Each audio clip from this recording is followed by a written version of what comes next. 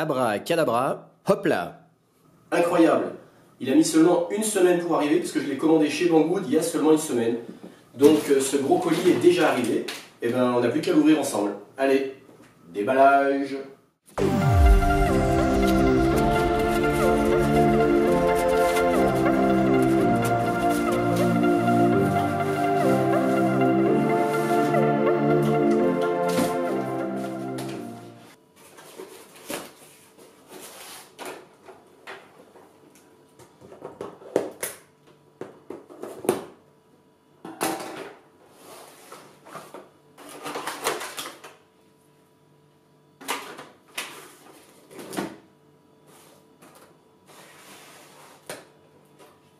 Donc voilà la voiture. On a ici le chargeur d'accu. C'est de la prise DIN. Donc ça je peux virer. Ici on a la radiocommande.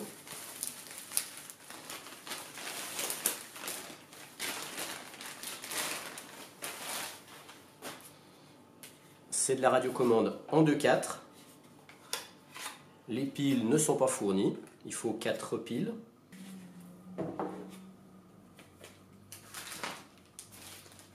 Et puis on a une petite notice avec un descriptif des pièces.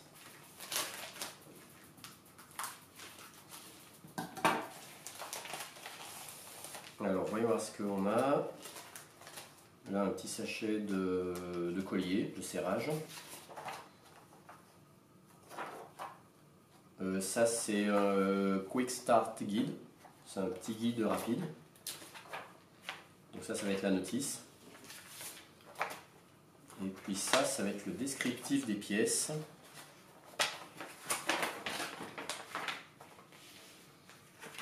Voilà, ouais, ça c'est le descriptif de la voiture. Donc voici tout ce qui est livré dans le paquet avec la voiture. Voici la voiture de près.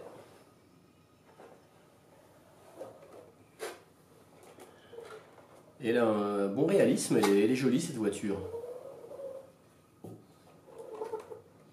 Et puis comme on peut le voir, il y a des suspensions assez souples. Parce que ce véhicule en fait c'est un crawler, c'est un véhicule de franchissement 4x4. Cette roue de secours à l'arrière, elle est très sympa, elle est vraiment jolie. Voilà, je vais vous faire quelques plans rapprochés du véhicule. On regardera juste après sous le capot, sous la coque, comment c'est fait à l'intérieur. Je trouve que même l'intérieur de la cabine est sympa, c'est joli. Alors, précision, on a l'impression que la coque est en métal, mais non, c'est bien du plastique. Mais moi, je l'ai voulu dans cette couleur-là parce que je trouve qu'elle est jolie dans cette couleur sombre. Il me manque plus que la belle étoile américaine, là, ça serait sympa. Si je peux en trouver une, ça serait joli. Et donc, comme je le disais, c'est un crawler. Donc on voit que les roues, quand on pousse le véhicule, elles sont bloquées. Donc ça veut dire qu'elle peut vraiment tenir dans une grande pente sans rouler. Il faut vraiment appuyer fort pour la faire rouler. Sinon, vous voyez, c'est bloqué. Alors, surprise, je ne savais pas qu'il y avait des phares. En fait, ici, il y a des LED. Je vous les montrerai tout à l'heure. Ouais, elle est vraiment très souple.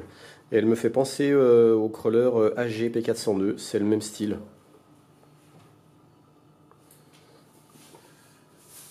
Allez, on va l'ouvrir. Donc, il y a 2 attaches à l'avant, 2 attaches à l'arrière.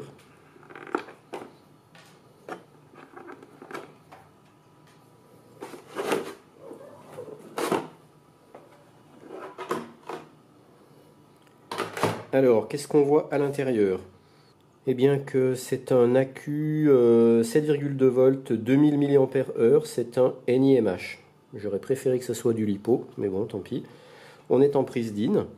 Donc je rappelle, la première chose à faire, c'est de charger l'accu, parce qu'en général, les accus sont livrés à mi-charge. Donc je vais tout de suite mettre cet accu en charge. On voit qu'ici, on a un interrupteur général on-off. Alors le petit boîtier c'était de détacher parce qu'il y a un peu de un peu d'adhésif et il tenait pas, donc je l'ai remis, ça a l'air de tenir. Le moteur est à l'avant, c'est assez curieux, c'est marrant. Ici on a un servot pour la direction, ici on a le récepteur avec l'antenne 2.4. Ce que je rappelle, on est en 2,4 GHz. Et puis on a une voie ici qui vient commander les LED. Donc les LED, on va pouvoir les commander depuis la radiocommande. Je vous montrerai ça tout à l'heure. Ici, on a le variateur. Et puis on voit qu'on a une grande souplesse du châssis. On a des bonnes suspensions. Ce qui garantira une bonne stabilité au véhicule dans les dévers. Les pneus sont, je trouve, de bonne qualité. Ils sont très souples. Et puis ils ont un bon pouvoir grippant, ils sont bien accrocheurs. Hein. Parce que là, par exemple, sur le bois, j'ai du mal à les faire glisser. Donc des très bons pneus. Si on regarde la notice livrée avec le véhicule, là on a le descriptif de la radiocommande avec toutes ses fonctions. Donc voici la radiocommande. Effectivement, ici le petit capot s'ouvre. Et on peut faire des réglages. Pour la commande de direction, ça ne me convenait pas, donc j'ai inversé la voie ici.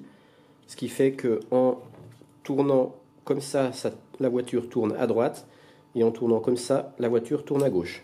Et donc pour ça, il a suffi que je bascule ce switch comme ça à droite. Là, on a également un inverseur. Et puis là, je pense que c'est des trims pour les autres voies de la radio. La radio se met sous tension ici. Donc là, elle est sous tension. Donc je rappelle, il faut 4 piles. Moi, j'ai mis 4 piles rechargeables. Ce sont 4 piles AA qui ne sont pas livrées avec le véhicule. On met sous tension ici. Voilà. Si on a besoin de changer des réglages, d'ajuster, on peut lever le capot, faire nos manipulations ici. Et puis, ce que je peux déjà vous dire, c'est que la commande des phares se fait ici. En appuyant ici, les LED s'allument sur la voiture. En rappuyant, on les éteint. Pour l'instant, je ne sais pas encore à quoi servent ces voies-là. C'est marqué chaîne 5, chaîne 6. Je ne sais pas si elles sont utilisables sur la voiture. Là, ils expliquent comment appairer la radio émetteur avec le récepteur, mais c'est pas la peine, c'est déjà tout fait. Hein. Vous allez voir, il suffit de tout brancher et c'est déjà appairé, donc il n'y a pas de processus à faire. Quand les batteries de la radiocommande deviennent faibles, eh bien, la LED qui est bleue ici devient jaune et se met à clignoter lentement.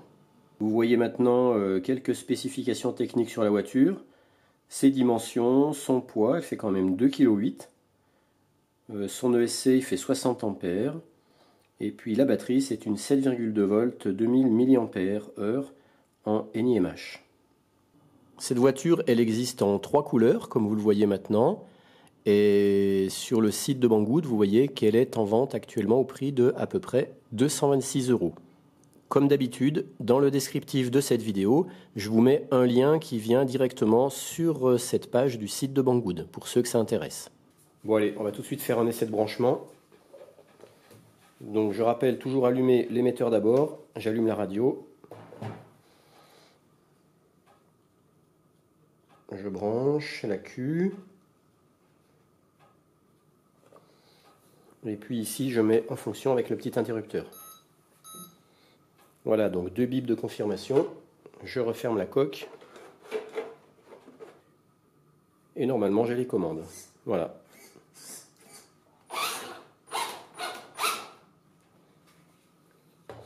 Alors, je vais tout de suite vous montrer les feux en appuyant ici. C'est cool, hein? C'est sympa.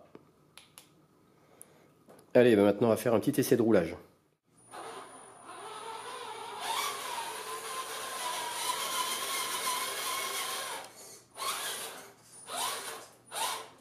Allez, j'allume les phares.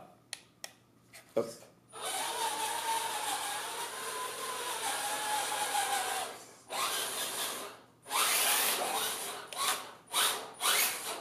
Elle est nerveuse, hein?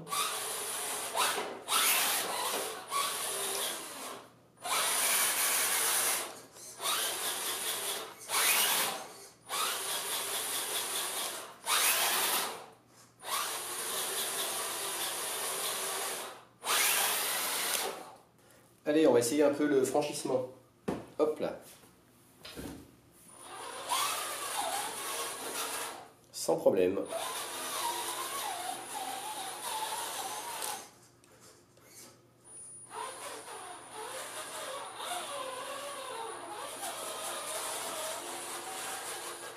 Impeccable. Allez, maintenant on va essayer de voir comment elle tient dans la pente.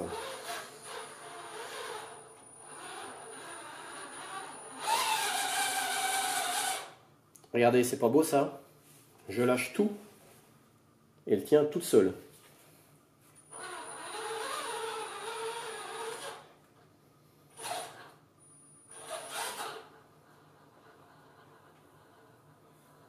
Là, avec l'élan, eh ben, elle descend tout doucement. Et si je remets un petit coup de marche avant, elle se bloque.